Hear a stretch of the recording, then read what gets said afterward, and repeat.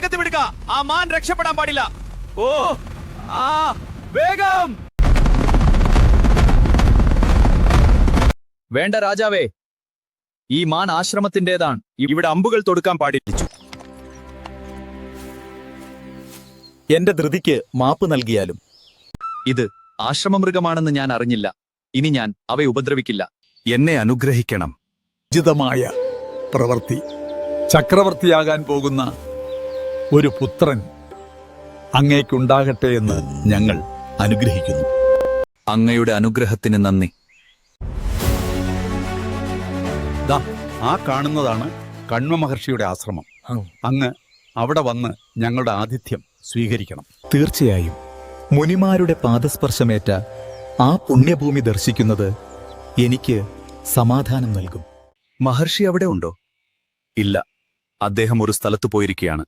അതിഥി സൽക്കാരത്തിന് മകൾ ശകുന്തലയെ ഏൽപ്പിച്ചിട്ടാണ് അദ്ദേഹം പോയത്. രാജാവ് പോയിക്കോളൂ, ഞങ്ങൾ ചമത കൊണ്ടുവരാൻ ഇറങ്ങിയതാണ്. ശരി.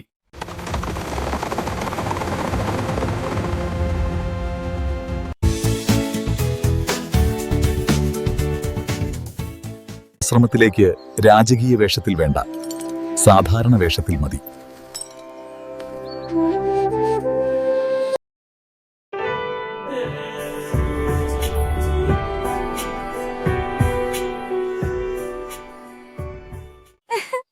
എന്താണിത്? ആശ്രമത്തിൽ സ്ത്രീകളുടെ ചിരിയുടെ ശബ്ദമോ?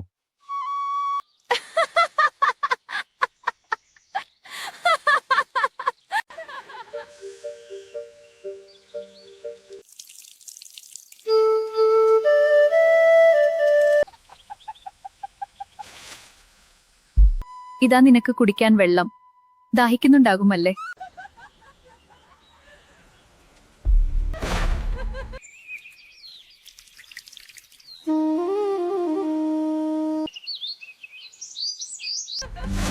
അയ്യോ അനസൂയ, പ്രിയമതേ, എന്നെ രക്ഷിക്കോ.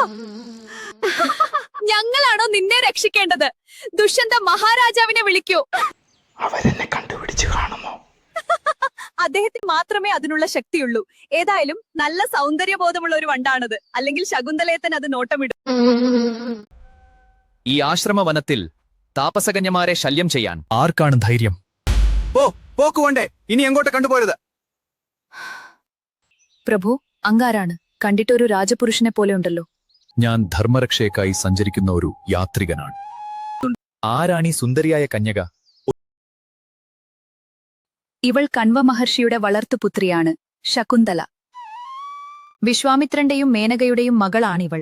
അച്ഛൻ കണ്വൻ ഇവളെ ദത്തെടുത്ത് വളർത്തിയതാണ്. അപ്പോൾ ഞാൻ കരുതിയത് ശരിയാണ്. ഇവൾ വെറുമൊരു മുനികന്യകയല്ല. രാജകീയമായ രക്തം ഇവളിലുണ്ട്. എന്റെ മനസ്സിനെ ഇത്രമേൽ കീഴടക്കിയ ഈ രൂപത്തെ എനിക്ക് വിട്ടുപിരിയാൻ കഴിയുമോ? എനിക്കിപ്പോ പോകേണ്ടതുണ്ട്. എങ്കിലും എന്റെ മനസ്സ് ഇവിടെ തന്നെയുണ്ട്.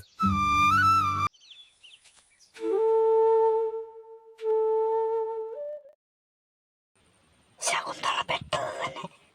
അദ്ദേഹം പോയാലും അദ്ദേഹത്തിന്റെ ഓർമ്മകൾ അവളെ വിട്ടുപോകില്ല. ഈ അപരിചിതൻ എന്റെ ലോകത്തെ മാറ്റിമറിച്ചിരിക്കുന്നു. അച്ഛൻ തിരിച്ചു വരുമ്പോൾ ഞാൻ അദ്ദേഹത്തോട് എന്തു